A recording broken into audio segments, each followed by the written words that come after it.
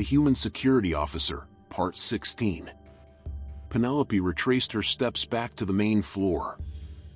Eyes trailed hers was becoming the new norm on stations, and she watched to see if they could recognize an injury. It wasn't lost on her that she'd probably have some explaining to do. Well, they don't know what a bruise is. If I'm the first human they've seen, is there a chance they won't notice? Maybe they'll just think humans periodically change color. As she pondered her chances of having to explain things, she made her way back to the only being on the station who would recognize an injury for certain. Stepping into the shop, she waved and got Laz's attention. "Oh damn. I didn't think they'd be able to touch you." His hands spoke. "So you knew I'd try to hop in the ring?" She signed back. His reply was a sly grin and a shrug of the shoulders. Penelope leveled a dry glare at him and continued to speak in sign. Most of them weren't combat frames, but the last one was a doozy. "Anyway, do I owe you anything for the info?" "You've already paid." He responded silently. "How so?" "Broken bots are excellent for business." He smiled. "I see. I do have something for you though. Call it an apology for the busted lip." His hands fell to his side and he got up. Moving into the back of the shop, he reached around a corner and dragged an old punching bag back around. Setting it in front of her, his hands went to work. "Thought you might have use of it." "Lord knows I don't." He held up a comparatively lanky arm. "Are you sure? I don't want to be taking things dash." He held his hands up and batted the air to interrupt her. "Please. Of all the things I wish survived that accident, this is not one. It's all yours." "Thank you." "No problem." His hands stalled and he stared at the newly forming bruises on her cheek. "I'm trying to think of a good cover story, but I've got nothing." "It's all right. They'll just have to get over it. Not the first shiner I've gotten. They should see the other guy, right?" "Exactly." She chuckled. "I should get back to work here, but I hope that colony is everything you want it to be. And if you ever want to come by and drum up a ton of business for Lear and I again, you're more than welcome." He smiled and picked up his tools. "I appreciate the offer and I hope so too." A sunset. "I could take or leave a lot, but a good sunset would be really nice." "Have a good one, Laz." She picked up the punching bag. His hands had gone back to work, but he gave a friendly nod as she turned and left the shop. She got only a few feet before she saw the captain coming from the opposite direction. "I just caught Gareth and most of the rest of the crew. We're setting out soon." "Gotcha. I was just heading back to the ship myself." "Perfect. I've got a few stragglers and then the frame to grab and I'll see you there." His speech slowed as he noticed her face. "Are you okay?" "I'm fine. Les let me in on a little fun at the lower levels." "Fun, right. Okay. As long as you're okay.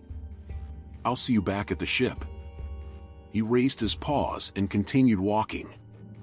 After a short while the crew had been gathered, the bot returned to its place in the cargo bay, and a few additional amenities had been loaded that would be appreciated by planetary colonists. Few of the crew remarked on Penn's injuries, which didn't surprise her. Whether they were unaware of what an injury to a human looked like or just not willing to call attention to it was anyone's guess. What did surprise her was Gareth's lack of attention to it. She expected a scoff or scolding, but he acted as if he didn't even notice. Which suited her fine, it was just unexpected. Eventually the ship was out of the station and back en route to Raxia. After the ship had entered FTL, Penelope retired to her room, leaving Deeg, Gareth, and Tunny T on the bridge. "Enjoy your spa, Gareth?" Gareth thought of what he'd witnessed on the station. He had gone to a Wayland spa and gotten his frills cleaned. A necessity given their dreadful condition of late. However, he'd cut the service short to follow their new temporary crew member. Yes. Yes, it was nice. You seem distracted, not concerned, are we?" "Concerned? About whom? It would seem Penelope became injured somehow, T offered without turning. Oh, I hadn't noticed. Fairly severely too, I think. I hope those guards didn't do anything. Such action would be utterly out of line. It wasn't Deeg and Gareth, both said in unison. Deeg and T both looked at Gareth sideways. Oh, do you know how? Gareth asked.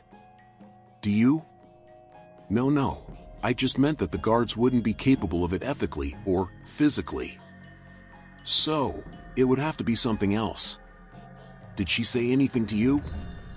Yeah, she mentioned some fun on the lower levels. I guess the rumors of fights were true. Yes, they must be. Gareth tried to say as aloofly as possible. You don't care? Why should I?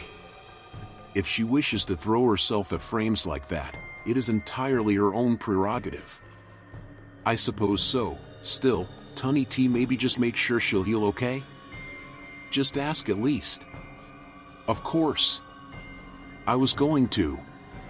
Gareth spoke very little after that. Even after retiring to his quarters, he couldn't help but conjure the image in his mind.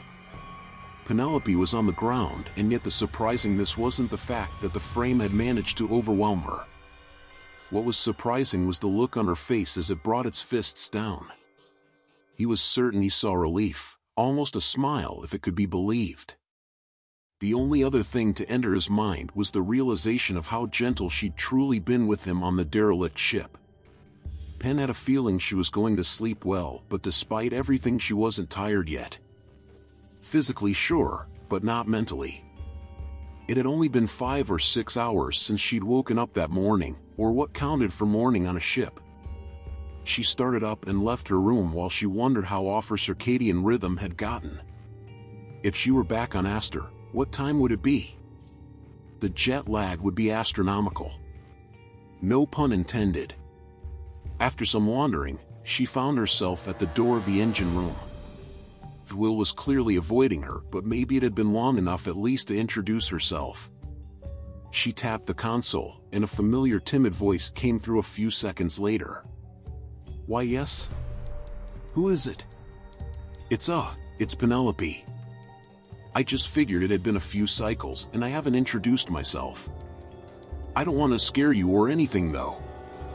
Oh no, that is okay. Please come in. The door wasn't locked to begin with, so she pressed the console and it slid open.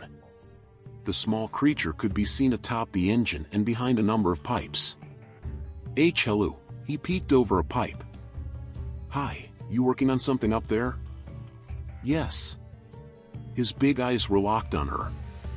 Okay, no.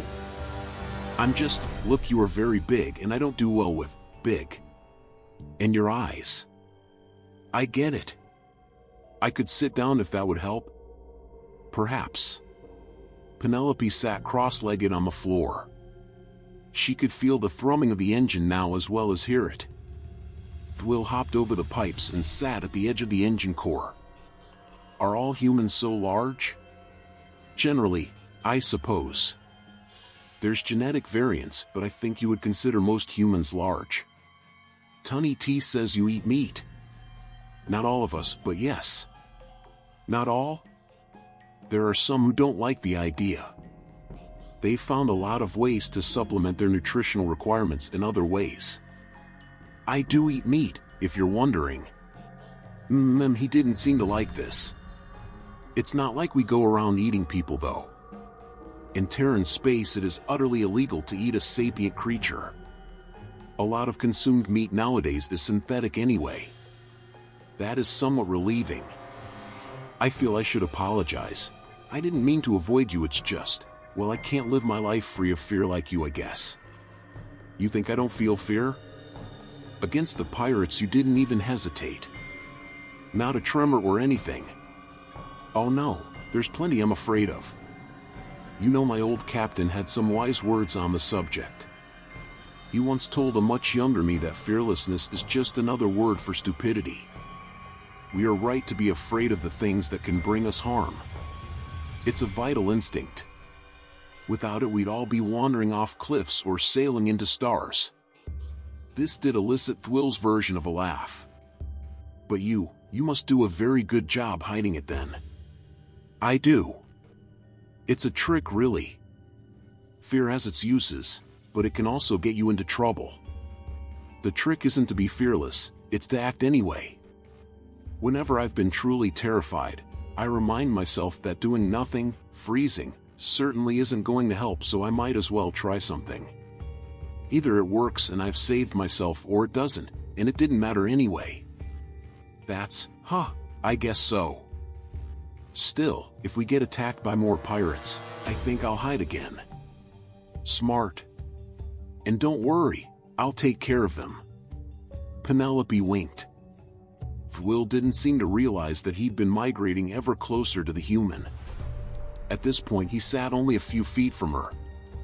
She did indeed seem less imposing sitting on the ground.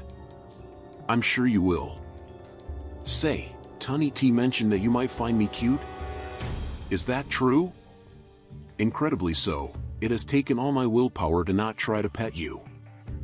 I appreciate that. Please do not. Heard and understood. Penelope couldn't help but chuckle. Thwill moved back to his work but kept talking. The two spent a number of hours discussing the various differences between predator species on their respective planets. Penn learned that Thwill's people were herbivores and often preyed upon before and after evolving intelligence. They were also, as far as anyone knew, one of the first species in the galaxy that had developed space travel along with Gareth's people.